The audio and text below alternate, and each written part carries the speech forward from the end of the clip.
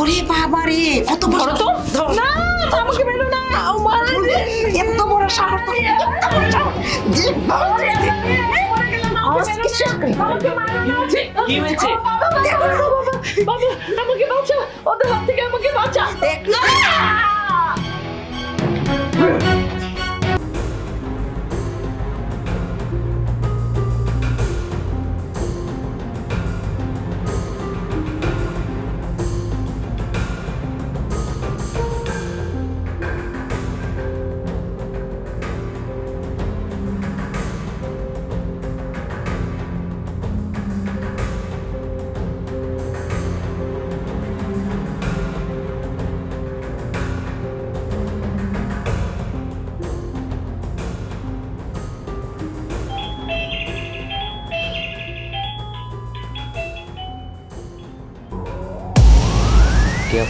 আমি সালমানটির প্রতিবেশী। উনি কি বাসায় আছেন? আসলে অনেকদিন ধরে ওনাকে খুঁজে পাচ্ছি না, ওনার ফোনও বন্ধ পাচ্ছি। উনি আসলে অসুস্থ কিনা সেটা জানার জন্য সরাসরি বাসায় চলে আসলাম। না, মা তো বাসায় নেই। বাসায় নেই? তাহলে কোথায় গিয়েছে? 1 সপ্তাহ আগে আমার ওয়াইফ সোনিয়া আমাকে জানিয়েছে আমার মা আমার ছোট খালার বাড়ি গিয়েছে, বান্দরবনে। আমার তো মন খারাপ হলো যে আমাকে না জানিয়ে আমার মা চলে গেল। পরে আমরা ছোট খালাকে ফোন দিয়ে খোঁজ নিলাম, মা সেখানেই আছে এবং বেশ ভালোই আছে। আপনি টেনশন করবেন না, আমার মা যখন আসবে আমি আপনাকে জানাবো। আপনি এখন আসতে পারেন। হ্যাঁ অবশ্যই, যদি কিছু না মনে করেন তাহলে আমি কি এক গ্লাস পানি পেতে পারি প্লিজ? খুব পিপাসা লেগেছে। সোনিয়া, সোনিয়া কোথায় আছো? এক গ্লাস পানি নিয়ে এসো তো।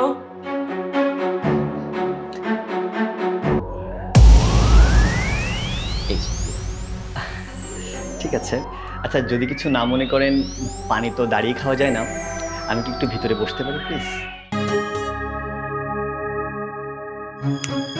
আচ্ছা ঠিক আছে, আপনি আসুন, আসুন বসুন।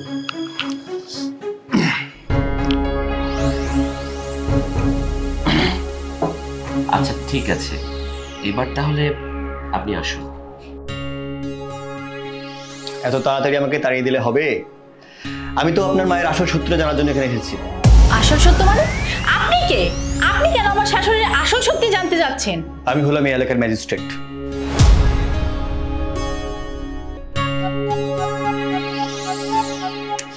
আপনি এলাকার ম্যাজিস্ট্রেট, তাতে আমাদের কি? আমরা কি আপনাকে ভয় পাই নাকি?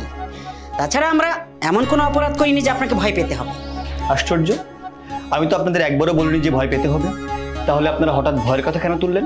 স্যার এদের কথা বাদ দিন তো স্যার, আপনার কাছে কি আমার মায়ের কোনো সংবাদ আছে? যদি থেকে থাকে জানালে ভালো হতো স্যার। সংবাদ হলো আপনার মা মারা গেছে আর ওনার লাশটা রাস্তায় পাওয়া গেছে। আসলে ওনার লাশটা এমনভাবে ফেলানো ছিল যে দেখে মনে হচ্ছে যে শিয়াল কুকুর টেনে ছিঁড়ে ছিঁড়ে খেয়েছে। কি বলছেন এসব? এই উনি কি বলছে? আপনি উল্টাপাল্টা কথা কেন বলছেন স্যার বলুন তো? আমার লাশ নাকি রাস্তায় পড়ে থাকবে, শিয়াল কুকুরে ছিঁড়ে ছিঁড়ে খাবে, এটা কখনোই হতে পারে না।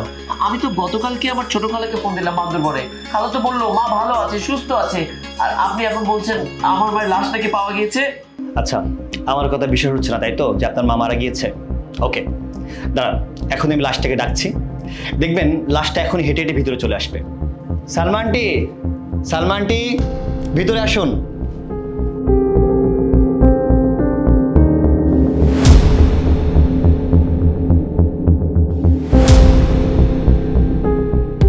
স্যার আপনি তো বলেছেন আমার মা মারা গিয়েছে, যদি মারা গিয়ে থাকে তাহলে মা হেঁটে হেঁটে এলো কি করে?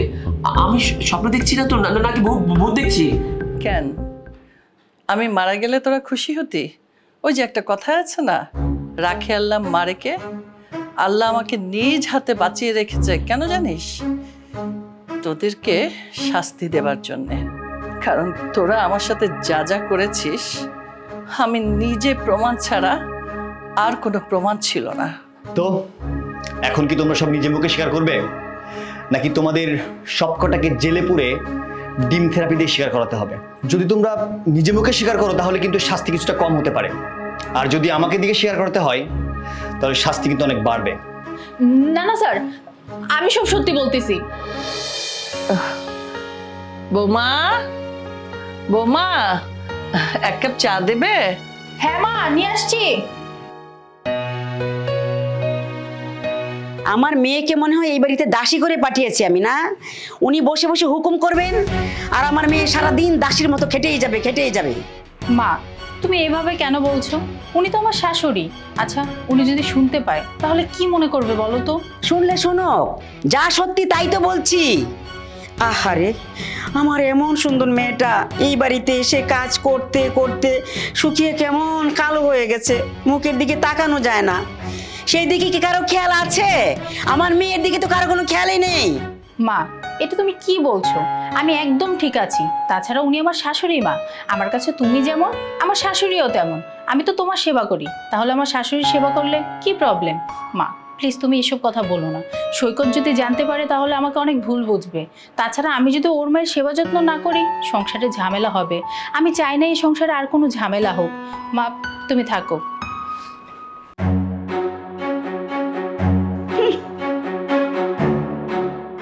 আমি যা বলে তাই শুনে। মা এই নিন আপনার চা। খুব ভালো করেছো বৌমা। হাদিসে বই পড়তে পড়তে ঘুমও চলে আসছিল আর গলাটাও শুকিয়ে গিয়েছিল। তোমাকে আমি খুব কষ্ট দেই, তাই না মা? মা আপনি এটা কি বলছেন?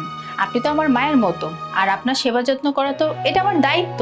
তাছাড়া আপনার যখন যা লাগবে আপনি আমাকে বলবেন, আমি আপনার সমস্ত কাজ করে দিব। আচ্ছা মা, আপনি তাহলে থাকুন।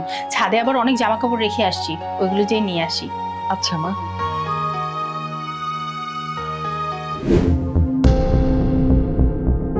কি ব্যাপার, অফিস থেকে তুমি রুমে না যেয়ে ছাদে কেন আসলে? কথাগুলো রুমে বলা যেত না, কেউ না কেউ শুনে ফেলতো। আচ্ছা, আমার মায়ের প্রতি সেবা যত্ন তুমি এত বাড়িয়ে দিয়েছো কেন? এত দরদ কিসের? তিনি তো আমার মা, সেবা যত্ন কিছুটা কমাও। মায়ের সেবা যত্ন কমিয়ে দিব মানে? তুমি এটা কেমন কথা বলছো? মায়ের এখন বয়স হয়েছে, আমরা সেবা যত্ন করবো না তো কে করবে? তাছাড়া আমরা ছাড়া মায়ের কে আছে? এই বয়সেই তো ওনাকে সেবা যত্ন করে রাখতে হবে। মায়ের এত সেবা যত্ন করে আমাদের কি লাভটা হচ্ছে শুনি? এত বড় একটা সংসার আমি কত কষ্ট করে চালাচ্ছি, কই একদিন তো মা জিজ্ঞেস করলো না যে সংসারটা আমরা কিভাবে চালাচ্ছি? আচ্ছা, মায়ের কাছে কি টাকা পয়সা আছে যে তোমাকে দিবে? মায়ের টাকা পয়সা না থাকতে পারে, কিন্তু এই লাক্সারিয়াস ফ্ল্যাটটা তো মায়ের নামে আছে। কই, মা তো এখনো এই ফ্ল্যাটটা আমার নামে লিখে দেয়নি। কবে একদিন দেখবে টুস করে মারা গেছে, তখন এই ফ্ল্যাটটাকে আমি পাবো? ফ্ল্যাট নিয়ে তখন ঝামেলা শুরু হয়ে যাবে একটা। জামাই, ওকে বোঝাও, ভালো করে বোঝাও আমার মেয়েকে। ওর মাথায় গোবর দিয়ে ভরা, কিচ্ছু নাই ওর মাথায়, কোনো বুদ্ধি নাই। শোন, তোর শাশুড়ি যদি এখন মরে যায়, তোদের নামে লিখে না দিয়ে, পরে মরার পরে এই ফ্ল্যাটের ভাগ কতজনে পাবে সেটা তুই জানিস? তুমি ঠিক কথাই তো বলেছো মা, কিন্তু শাশুড়ি মা যদি নিজের ইচ্ছায় আমাদের নামে সম্পত্তি লিখে না দেয় তাহলে আমরা কি করব? আমি তো জানি মা স্বেচ্ছায় এই ফ্ল্যাটটা আমাদের নামে লিখে দেবে না, আমাদের জোর করে এই ফ্ল্যাটটা লিখিয়ে নিতে হবে। জামাই, একটা বুদ্ধি বের করো তো, কিভাবে এই ফ্ল্যাটটা তোমাদের হয় সে একটা বুদ্ধি বের করো। অনেক তো সেবা যত্ন দিয়ে চেষ্টা করলাম, তাই না? ভালো মানুষে অনেক দেখিয়েছি, আর নয়, এবার আমাদের কঠোর হতে হবে। শোনো, তুমি এবং তোমার মা, তোমরা তো সারাদিন এই ফ্ল্যাটেই থাকো। আমি যা যা বলবো সে অনুযায়ী যদি তোমরা করতে পারো, তাহলে অল্প কিছু দিনের মধ্যেই আমার মায়ের কাছ থেকে ফ্ল্যাটটা আমরা লিখিয়ে নিতে পারবো, আর তখন সব সম্পত্তি আমাদের হাতে চলে আসবে। তোমরা বাসায় থাকবে এবং আমি যা যা বলবো তাই তাই করবে। সৈকত, তুমি কি পাগল হয়ে গেছো? তোমার মায়ের সাথে আমি খারাপ আচরণ করব? আচ্ছা, তুমি না ওনার ছেলে? দেখো, আমি এসব কাজ করতে পারবো না। তুমি যদি ভালোই ভালো আমার মায়ের কাছ থেকে সব সম্পত্তি লিখে নিতে না পারো, তাহলে বেশি দিন নেই যেদিন তোমাকে আমাকে থালা হাতে রাস্তায় রাস্তায় ভিক্ষা করতে হবে। আমার মাকে তো তুমি চেনো না, কিছুদিন যাবত দেখছি আমার মা আমার খালাতো ভাইয়ের সাথে ঘুষ ঘুষ ফুসফুস করছে, ফোনে ফোনে কথা বলছে, মিষ্টি মিষ্টি কথা বলছে। দেখবে একদিন আবেগে পড়ে সব সম্পত্তি আমার খালাতো ভাইয়ের নামে লিখে দিয়েছে, তখন আমরা কি করব? রাস্তায় গিয়ে ভিক্ষা করব। হায় রে মা, তুই এখনো তোর শাশুড়িকে চিনতে পারস নয়। তোর শাশুড়ি হলো একটা গভীর জলের মাছ, মিনমিন্না শয়তান, বুঝছিস? তোদের কাছ থেকে সমস্ত সুযোগ সুবিধা নিয়ে দেখবে যে তোদেরকে ঝেড়ে ফেলে দিছে, তোদের দিকে কোনো তাকাবেই না। সে করবে কি, তার বোন আর বোনের ছেলেকে ফ্ল্যাটটা লিখে দিবে। তখন তোরা কোথায় যাবে? রাস্তায় নামবে, ভিক্ষা করে খাবি। মা, তুমি তো একদম ঠিক কথাই বলেছো। আমি তো এসব নিয়ে কখনো ভাবিইনি। আসলেই তো, এই সম্পত্তি কে পাবে? আমাদেরকে এই সম্পত্তি হাতিয়ে নিতে হবে। মা, তুমি যা বলবে তাই হবে। এখন যদি বুঝে থাকিস, মাথায় যদি বুদ্ধি হয়ে থাকে, তাহলে আজকে থেকে চেষ্টা শুরু করে দে। যা যা করার তাই কর, এবং যতদিন পর্যন্ত তোদের উদ্দেশ্য সফল না হবে ততদিন পর্যন্ত চেষ্টা চালিয়ে যায় যেন প্লেটটা তোদের হাতে চলে আসে, সেই পর্যন্ত চালিয়ে যা। ঠিক আছে, আমার যা বলার আমি বলেছি, এখন বাকিটা আপনাদের উপর। আমি নিচে যাচ্ছি, আমার ফ্রেশ হতে হবে। বুঝলি তো জামাই বাবা যে কি বলে গেল? জামাই বাবা যা বললো এবং আমি তোরে যা যা বলছি সবকিছু অক্ষরে অক্ষরে পালন করবি, ভুলে যাস না যেন, ঠিক আছে? আজকে থেকে শুরু করে দে।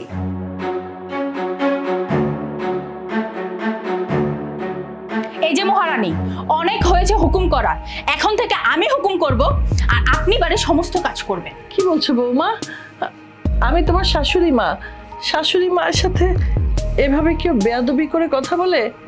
একটু আগেই তো তুমি ভালো ছিলে, আমাকে চা দিয়ে গেলে, ছাদে গেলে, কাপড় চোপড় নিয়ে আসলে, তোমাকে ভূতে ধরেনি তো?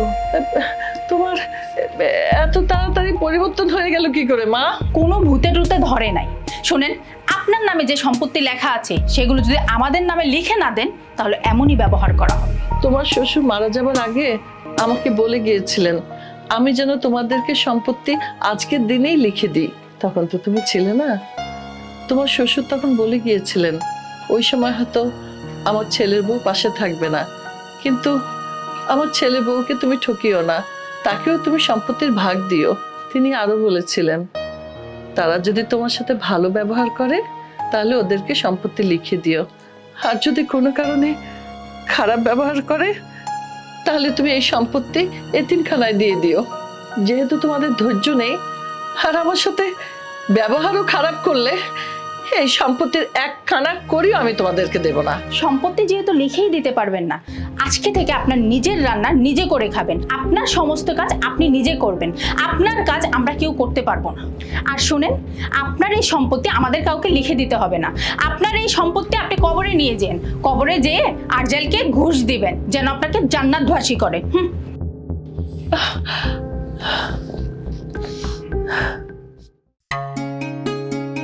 খালামণি, ও বাবা সজীব, তুই এসেছিস? বস, আয়।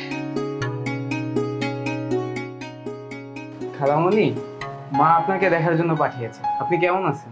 বাবারে, এতদিন তো ভালো ছিলাম, এখন থেকে ভালো থাকা হবে কিনা জানি না। কেন, কি হয়েছে খালা? না থাক, আমাকে আল্লাহই ভালো রাখবে। তুই তোর মাকে গিয়ে বলিস খালামণি ভালো আছে। খালা, আপনাকে দেখে মনে হচ্ছে আপনি খুব অসুস্থ। আপনি মনে হচ্ছে 2-3 দিন ধরে তেমন কিছু একটা খাচ্ছেন না। আমি রেস্টুরেন্ট থেকে খাবার এনে দিই? না রে বাবা, আমি অসুস্থ, এমনি খেতে পারি না। তুই খাবারগুলো আনলে নষ্ট হবে, তোকে কষ্ট করে খাবার আনতে হবে না আমার জন্য। আচ্ছা খালা, তাহলে আপনার পার্টি পেরি। না বাবা থাক। আরে খালা, কি যে বলেন, মাসে একদিনে তো আপনার একটু সেবা করার সুযোগ পাই। আপনার সেবা করে যদি একটু সব কামাই তাহলে ক্ষতি কিসের? তুই বাবা সওয়াবের আশায় খালামণির সেবা করতে চাচ্ছিস, কিন্তু বাবা অনেকের পেটের সন্তানও মাকে দেখে না, সম্পত্তির জন্য অত্যাচার করে, না খাইয়ে রাখে, কাজকর্ম করায়। আর তুই তো বোনের ছেলে। খালামণি, আমি মাঝে মাঝে আপনাকে দেখতে আসবো, আপনি কোনো টেনশন করবেন না, ঠিক আছে? ঠিক আছে বাবা, আয়। আমি তো অসুস্থ, তোকে তো কিছু খেতে দিতে পারলাম না, মাঝে মাঝে আসিস দেখতে, তোর জন্য আমি অনেক দোয়া করবো। ঠিক আছে বাবা।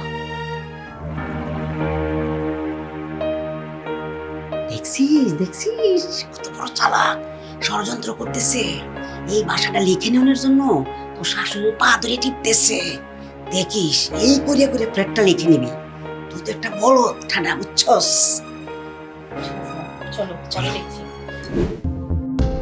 এই বুড়ি, কি এমন রান্না করছিস যে এখন পর্যন্ত দুপুরের রান্নাটাও শেষ করতে পারলি না? বৌমা, তুমি আমার সাথে তুই তাকারি করছো কেন? আমার কি অপরাধ বলো তো, যে এইরকম ব্যবহার করছো তুমি আমার সাথে? কেন এমনটা করছি? তোর নামে যে এই বাড়িটা লেখা আছে এটা কি মরার পর সাথে করে নিয়ে যাবি? এই বাড়িটা তোর ছেলের নামে লিখে দিলেই তো পারিস। আচ্ছা, তুই বাঁচবি আর কয়দিন? সবকিছু ছেলের নামে লিখে দে, আমাদের ব্যবহার আগের মতো ভালো হয়ে যাবে। ছি ছি বৌমা, তোমরা এই বাড়িটার জন্য আমার সাথে এমন ব্যবহার করছো? যারা আমার সাথে এরকম খারাপ ব্যবহার করছে তাদের আমি কখনো এই বাড়ি লিখে দেব না। এই বুড়ি, এই বাড়ি লিখে দিবে না, আবার জোর গলায় কথা বলছিস? হ্যাঁ, আজকে তোরে তোর খুঁজে দেব। বিয়ান কি করছে? খুন্তিটা গরম, আমার লাগলো তো। ও, এ কি করলেন আপনি? আপনি আমার হাতটা পুড়িয়ে দিলেন। এই বুড়ি, একদম চুপ। এত চিৎকার কিসের? হ্যাঁ, একদম চুপচাপ থাকবি, না হলে কিন্তু মুখের মধ্যে গরম তেল ঢেলে দিব। অনেক করেছিস আমার মেয়ের সাথে অত্যাচার, এবার যা যা তাড়াতাড়ি রান্না কর, জলদি করবি, যা। এই বুড়ি, 5 মিনিটের মধ্যে টেবিলে খাবার দিবি। যদি সেটা না করিস, একটু যদি লেট হয় না, এই গরম খুন্তি দিয়ে না আবার ছেঁকা দেব। বুঝতে পেরেছিস? মা, চলো। আল্লাহ, আমার এসব সহ্য হচ্ছে না।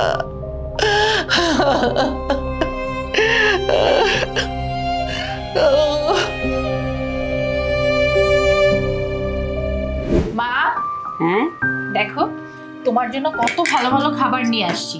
এতদিন তো ওই বুড়িটাকে খাইয়েছি, কিন্তু আর খাওয়াবো না। এখন থেকে আমার মা শুধু এই ভালো ভালো খাবারগুলো খাবে। এই সব খাবার আমার?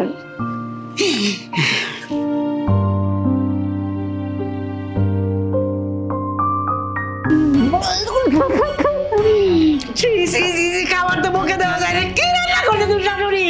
এসব খাবার কি মানুষ খায়? এরকম রান্না মুখে দেওয়া যায়? তোর শাশুড়ি ইচ্ছা করে করছে আমার সাথে। কি ব্যাপার বৌমা, খাবার ভালো হয় নাই? অবিয়াইন, খাবার ভালো হয় নাই? এই বুড়ি, কি খাবার রান্না করেছিস যে আমার মা মুখেই তুলতে পারছে না? বৌমা, বিশ্বাস করো, আমি না ইচ্ছা করে কিছু করি নাই। আমি অনেক মন দিয়ে রান্নার চেষ্টা করছি। আসলে কি জানো, আমি তো অনেক দিন রান্না করি না, হয়তো এই জন্য একটু। হ্যাঁ, আমি কি কিছু বুঝি না? তুই ভালো মন্দ কিছু খাইতে পারবি না বললে খারাপ করে রান্না করছিস জন্য আমরা না খাইতে পারি। সব বুঝি, বেশি বাড়াবাড়ি করিস না। বাড়াবাড়ি করলে তরকারি তোর মুখে ছুঁড়ে দেবো। দেখি, এখানে দাঁড়িয়ে দাঁড়িয়ে না ন্যাকামো করার কোনো প্রয়োজন নেই। এইক্ষণে যা আমার মায়ের জন্য ভালো করে রান্না করে নিয়ে আমার মা খাবে। কিন্তু এতক্ষণ কি আমি না খেয়ে থাকবো? মা, এতক্ষণ তুমি না খেয়ে কেন থাকবে? আমি এক্ষুনি তোমার জামাকে কল দিয়ে বলছি ভালো একটা রেস্টুরেন্ট থেকে তোমার জন্য খাবার নিয়ে আসতে। বলে দে। কি হলো, এখনো দাঁড়িয়ে আছিস কেন? যা এখান থেকে। আচ্ছা বিয়ান, একটু অপেক্ষা করেন, আমি আবার নতুন করে রান্না করে দিতেছি।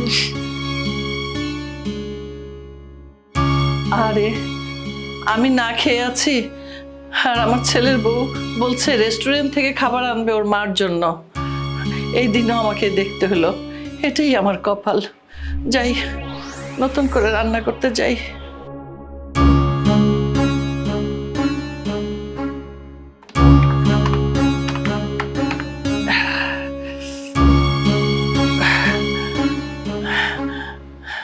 বাবা, কি ব্যাপার মা, তুমি এখানে? তুমি আমার অফিসে কি করছো? দেখ না বাবা, খুন্তি দিয়ে তোর শাশুড়ি আমার হাতটা পুড়িয়ে দিয়েছে। তুমি সামান্য বিচার দেওয়ার জন্য বাড়ি থেকে অফিস পর্যন্ত চলে আসছো, আর তোমার হাত পুড়িয়ে দিয়েছে মানে? 1 মিনিট দাঁড়াও।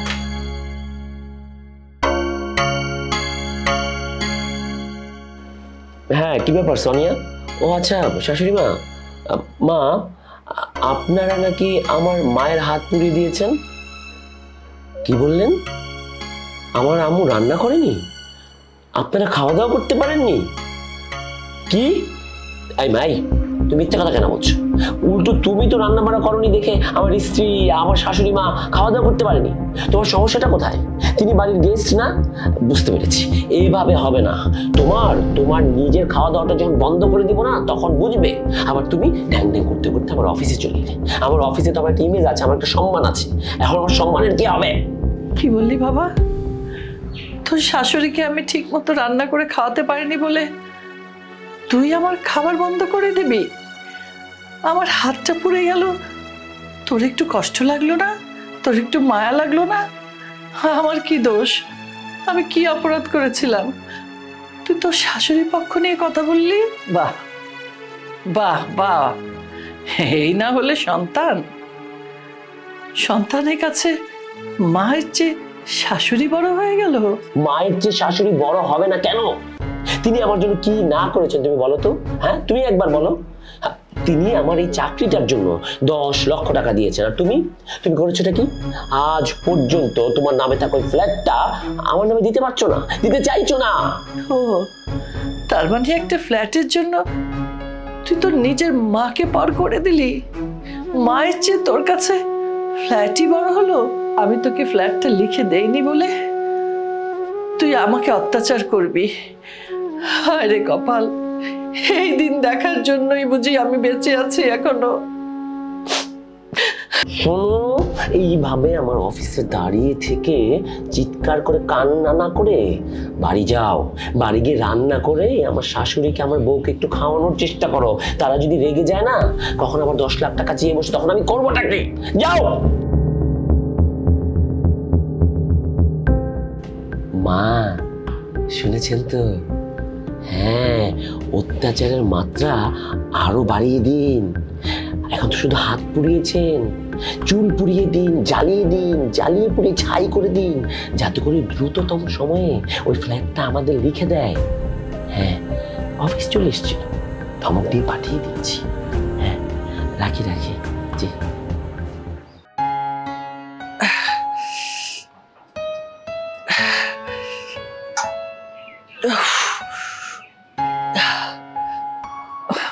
বৌমা, আমার শরীরটা ভালো না।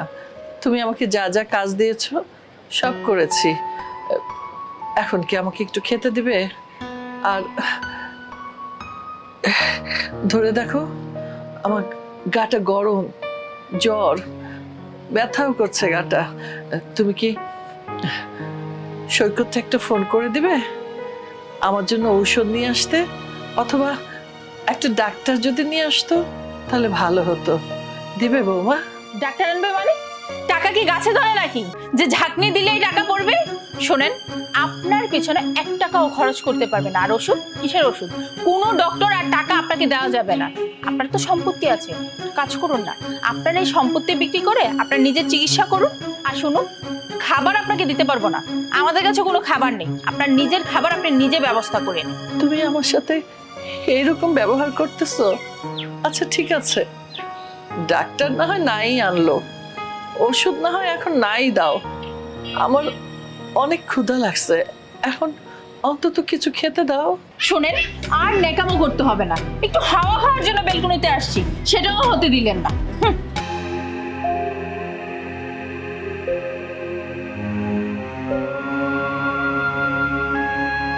হায় রে জীবন, তুমি তো মরে গিয়ে শান্তি পেয়েছো, আমি তো তাও পাচ্ছি না। বলেছিলে সম্পত্তি লিখে দিতে, লিখে দেইনি, তাই এই অবস্থা। লিখে দিলে কি করতো? লিখে দিলে তো আরো আগে বের করে দিত বাড়ি থেকে।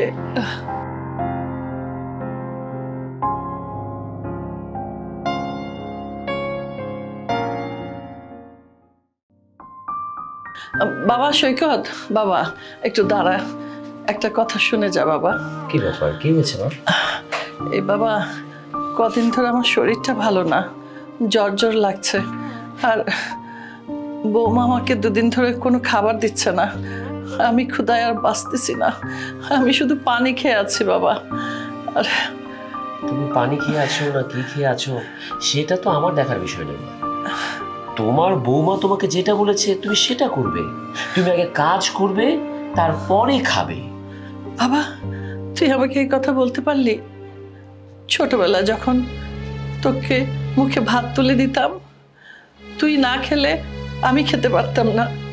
আর তুই আজকে তোর বউয়ের কথায় মাকে এই কথা বলতে পারলি, খাবারে খোঁটা দিতে পারলি?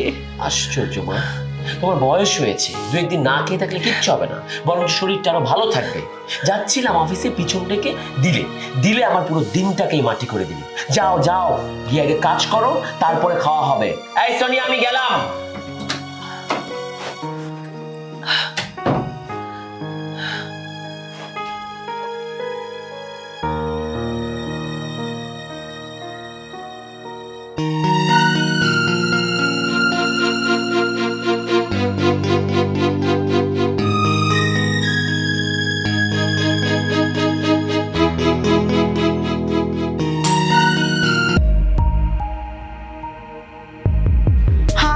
হাই হাই হাই হাই রে, দেখ দেখ দেখ তোর শাশুড়ি কি কাজ করছে। তোর বাবা তোরে ভালোবেসে এমন সুন্দর একটা পেন্টিং দিয়েছিল, আর তোর শাশুড়ি ভেঙে চুরে শেষ করে দিল। এইটাই তোর বাবার শেষ স্মৃতি ছিল, এখন কি হবে রে? বেআইন, আমি ইচ্ছে করে ফেলে দেইনি, মাথাটা ঘোরাচ্ছিল, দুদিন ধরে শরীরটা ভালো না, গায়ে জ্বর, আর না খাওয়া তো গায়ে শক্তি নাই। বৌমা, বিশ্বাস করো, আমি তোমার বাবার দেয়া পেন্টিং ইচ্ছে করে ফেলিনি। এই একদম চুপ, বেশি কথা বলবি না। একটা কাজও ঠিক মতো করতে পারে না হারামজাদি, খালি বসে বসে আমার মেয়ের ঘাড়ের উপর বসে খাইতে জানে, তোর সংসারটারে শেষ করে দিতেছে। কাঁদিস না রে মা, কাঁদিস না। তোর বাবা নাই তাতে কি হয়েছে? তোর বাবা মারা গেলে আমি আছি না, তোর এরকম আরেকটা পেন্টিং আমি কিনে দেবো মা। কাঁদিস না, কাঁদিস না। কি কাজটা করছে? এত ঝামেলা কেন, এত চিৎকার চেঁচামেচি কেন? আমি বাইরে থেকে সব শুনতে পেয়েছি। আর ও কান্না করছে কেন? কান্না করবো না তো কি করব? দেখো তোমার মা কি করেছে, আমার বাবার দেয়া এত সুন্দর একটা পেন্টিং ভেঙে দিয়েছে। মা, তুমি এটা কি করলে? তুমি আমার স্ত্রীকে কাঁদিয়ে দিলে। এটা এটা তুমি না করলেও পারতে। বাবা, আমি তোর মা হয়ে কান্না করছি, এটা তুই দেখতে পাচ্ছিস না? আর তোর বউ সামান্য একটা পেন্টিং এর জন্য কান্না করছে, সেটাই বড় করে দেখলি? একই তো অন্যায় করেছে, আবার বড় বড় কথাও বলছে। দেখো মা, এত নাটক তুমি বন্ধ করো। তোমার নাটকগুলো আমরা নিতে পারছি না। শুরুতেই যদি সবগুলো সম্পত্তি আমাদের নামে লিখে দিতে, তাহলে তো এই ঝামেলাটা হতো না, লেখা চুকে যেত। শোন, আগে তো 2 বেলা ভাত দিতাম, এখন থেকে 1 বেলা ভাত পাবি তুই। মা চলো। বুঝেছি, বৌমা, বেআইন আর আমার ছেলে এক দল হয়েছে। আমাকে তো খাবার দেবে না, ঠিক আছে, না দেখ, পানি খেয়েই থাকবো। দেখি কত কষ্ট ওরা আমাকে দিতে পারে এই সম্পত্তির জন্য। এই যে মহারানী, আমাদের সকালের নাস্তা কোথায় গেল? এত বেলা হয়ে গেল, এখনো নাস্তা বানানোর কোনো খবর নেই। বৌমা, বৌমা, আমার শরীরটা ভালো নাই, আমি উঠতে পারতেছি না। বৌমা, আজকে নাস্তাটা তুমি বানাই নাও, আমি মনে হয় করতে পারবো না নাস্তাটা। শোন, আমার সাথে না একদম নাটক করতে আসবি না। অসুস্থতার বাহানা না, কাজ না করার ধান্দা। শোন, এই মুহূর্তে তুই যাবি, আমাদের সবার জন্য নাস্তা বানিয়ে নিয়ে আসবি। বৌমা, বৌমা শোনো, আমি নাটক করতেছি না বৌমা, আমি সত্যি সত্যি অসুস্থ।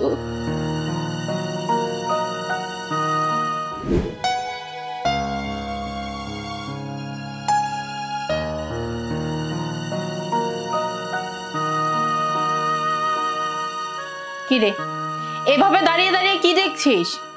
আমার খাবার দেখে কি লোভ লাগছে নাকি? বৌমা, তোমরা তো আমার জন্য একবেলা খাবার নির্ধারণ করছো, আজকে তো খাবারটা দেও নাই, খাবারটা দিয়ে যাও, আমার খুব ক্ষুধা লাগছে। ঠিক আছে ঠিক আছে, যা, যে দেখবি পাতিলের মধ্যে না কিছু পান্তা ভাত আছে, এগুলো খেয়ে নে। পান্তা ভাত?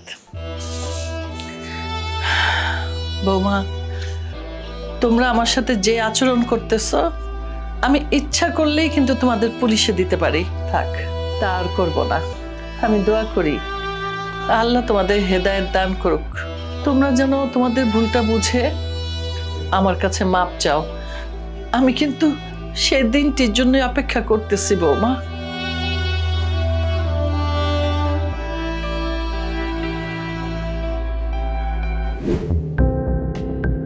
কি হলো, রান্না কতটুকু শেষ হয়েছে? শোনেন, আপনাকে যা যা বলেছি সবকিছু ঠিকঠাক রান্না করেছেন তো? ভুলে যেন না, আজকে কিন্তু বাড়িতে গেস্ট আসবে। রান্না যদি খারাপ হয় তাহলে কিন্তু আপনার ছেলের মান সম্মান থাকবে না। দেখো বৌমা, ছেলে কিন্তু আমার ছেলের যাতে সম্মান নষ্ট না হয় আমি সেদিকে খেয়াল রাখবো। তুমি রান্না বান্না নিয়ে কোনো চিন্তা করো না, তুমি যাও, আমি সব ব্যবস্থা করতেছি। রান্না বান্না শেষ হলে আমি সব নিয়ে আসতেছি। ঠিক আছে, তাড়াতাড়ি করুন। কি অবস্থা, অনেকদিন পর আমাদের বাসায় আসলে। কি অবস্থা ভাই? ভাবি ভালো আছেন? ভাই রে ভাই, আপনি ভাবিরে এত ভালোবাসেন, এত সুন্দর একটা কাজের মহিলা এনে দিয়েছেন ভাই। এখন আর বউরা তো কাজ করতে পারে না, কাজ করতে চায়ও না। আমার বউটা দেন না, 2 দিন আগে বিয়ে করে নিয়ে আইছি ভাই, কাজ কাম কিছুই করতে চায় না। এত সুন্দর একটা কাজের মহিলা যদি আমার বাসায় থাকতো না, আমার বড় একটু উপকার হইতো ভাই। আপনি যেহেতু মানে এত সুন্দর একটা কাজের মহিলা পাইছেন না, আমার এরকম একটা কাজের মহিলা ঠিক করে দেন। আর নাইলে দরকার হয় ইনারে আমার বাসায় দিয়ে দেন। না না, ওনাকে সার্বক্ষণিক আমার বাসায় লাগে, এই বুয়া আপনাদের বাসায় দেওয়া যাবে না। আমি বরঞ্চ ওনার মতো আরেকটা বুয়া আপনার জন্য দেখে দেবো। আমার হাজবেন্ড যেহেতু বলেছে, আপনার কোনো চিন্তা করতে হবে না। আমার হাজবেন্ড একটা কাজের লোকের ব্যবস্থা করে দিবে, আর ও যদি না পারে আমি নিজে ব্যবস্থা করে দিব। কি ব্যাপার, এখনো দাঁড়িয়ে আছিস কেন? চাটা এগিয়ে দে। হ্যাঁ দিতেছি।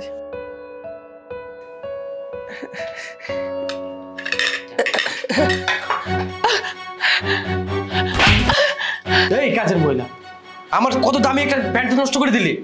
মানে এই জন্য না কাজের মহিলাগুলো পছন্দ হয় না, শুধু বইয়ের চাপে একটা কাজের মহিলা খুঁজতেছি। আমার কত দামি একটা প্যান্ট তুই নষ্ট করে দিলি। কুল, আমি বুয়াকে শাসন করে দিব। এই তুই দেখলি না? হ্যাঁ, চোখ নেই তোর? তোর দেখা উচিত ছিল না একজন গেস্ট। তুই ইচ্ছে করে নিশ্চয়ই গরম চাটা ওর প্যান্টের উপর ফেলেছিস। আজকেও যাক, তারপরে তোর মজা বুঝবো। ভাই আপনি কিছু মনে করেন না তো? বসুন। এই যা, নতুন করে চা নিয়ে যা। হায় আল্লাহ, শেষ পর্যন্ত আমার নিজের ছেলেও বাইরের মানুষের সামনে আমার এক কাজের মহিলা বলে পরিচয় দিল। এই দিনটাও আমাকে দেখতে হলো। ঠিক আছে, রাখো, বসো, আমি দেখছি। স্যার স্যার, আমি বুঝতে পারি নাই হাত থেকে এইভাবে কেঁপে কেঁপে পড়ে যাবে। আমি মুচ্ছা দেই। থাকার বুঝতে হবে না, আদিক্ষেতা দেখানোর কোনো প্রয়োজন নেই। এখান থেকে যা।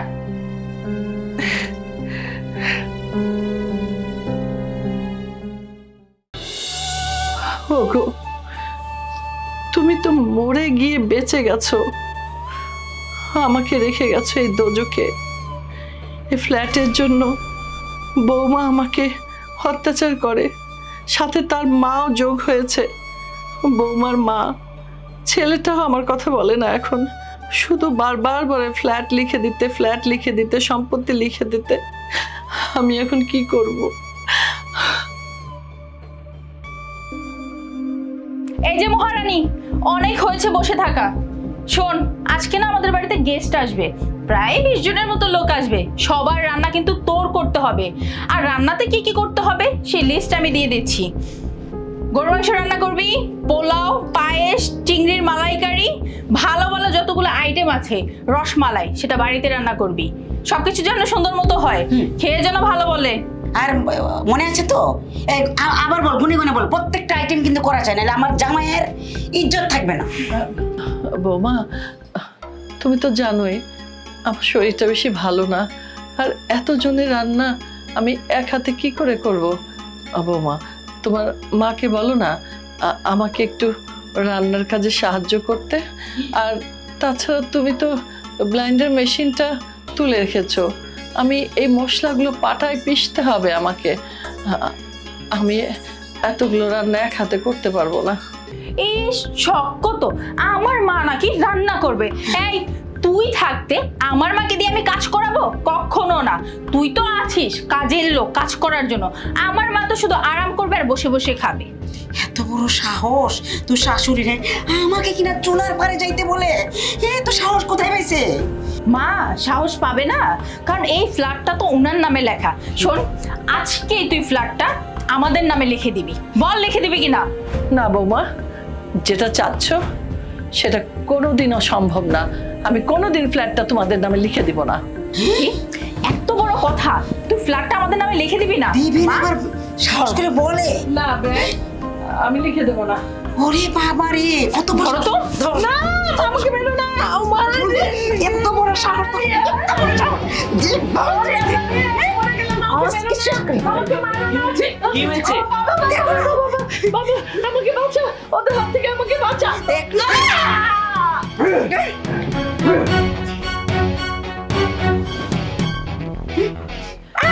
অভিনয় করে নাটক নাটক দেখ কটা দাও দাও আর কটা। না না না, মরতেছে না তো মা। এই সৈকত মরে গেল না তো? এই আমার তো মনে হয়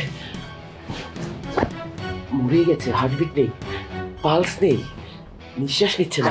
এত তাড়াতাড়ি তোমার মা মরে যাবে? দেও আর 2-1 দিকে উঠে বসে থাকে।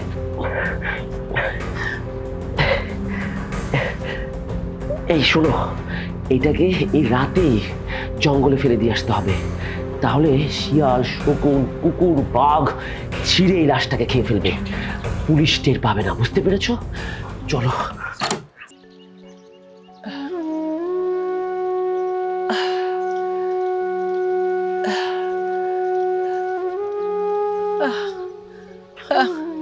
আমি কই?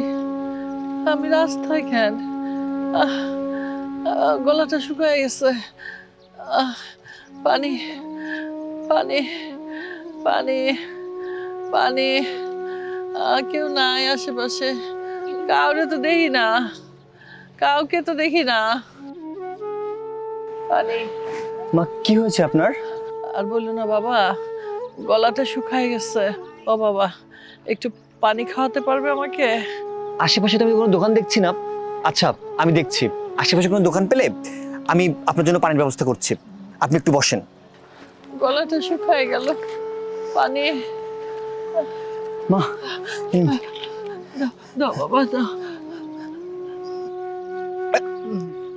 আস্তে। ও বাবা, আর একটু দাও বাবা। নাও।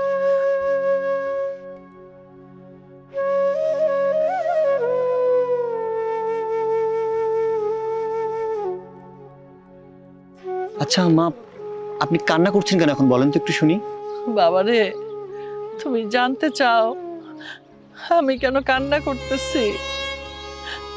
আমার ছেলের বউ, ছেলের শাশুড়ি মিলা 7 মাস ধরে অত্যাচার করছে। গত রাতে আমার ওরা 3 জনে মিলা বস্তায় ভইরা এখানে ফেলাই দিয়ে গেছে।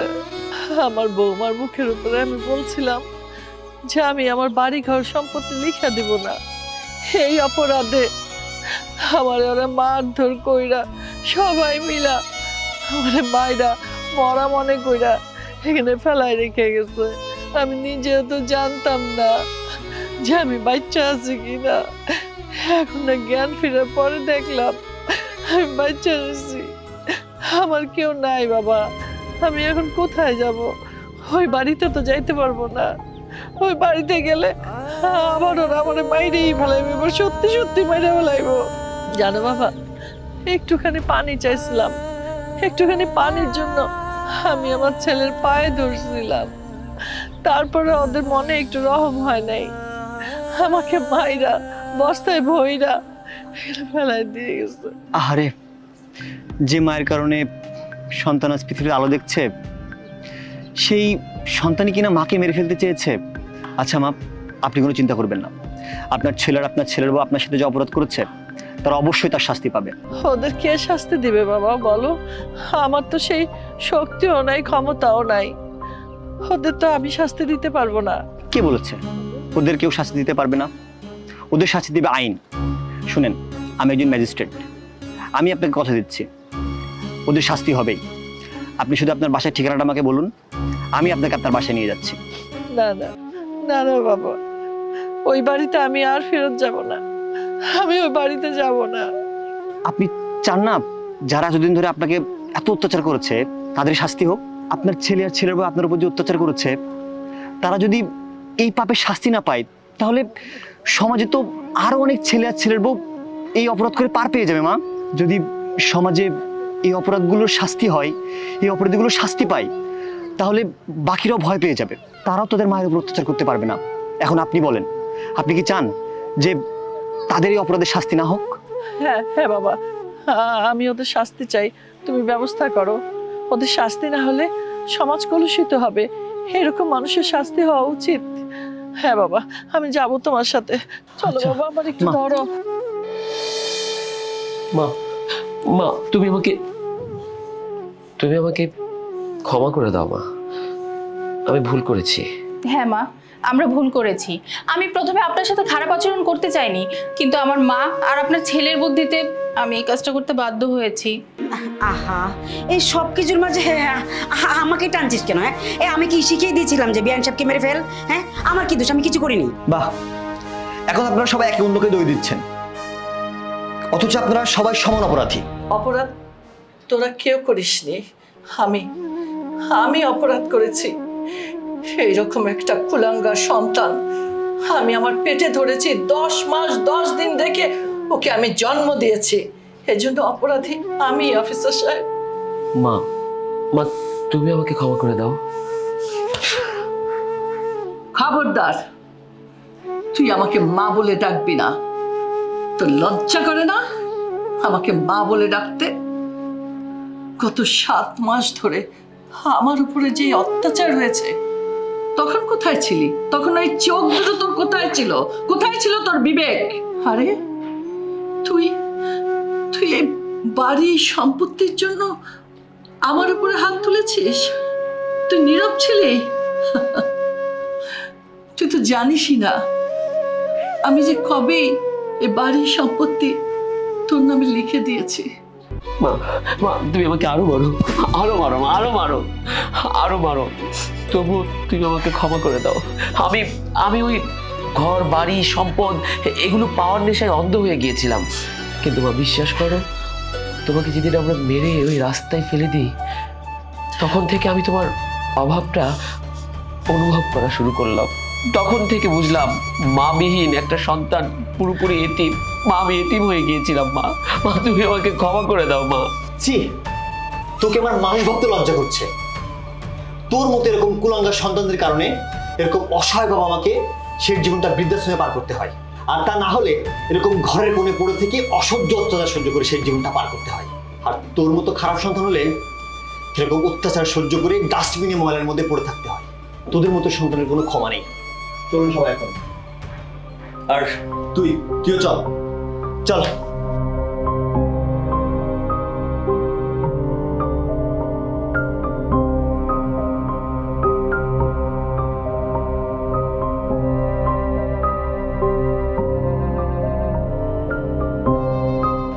এই দিন দেখার জন্য আমি এখনো বেঁচে ছিলাম। ছেলে মানুষ করে কিসের জন্য? এই দিন দেখার জন্য। আগে যদি জানতাম তাহলে আমি আল্লাহকে বলতাম, আল্লাহ আমাকে সন্তান দিও না, আমাকে তুমি বাঁচাই রাখো।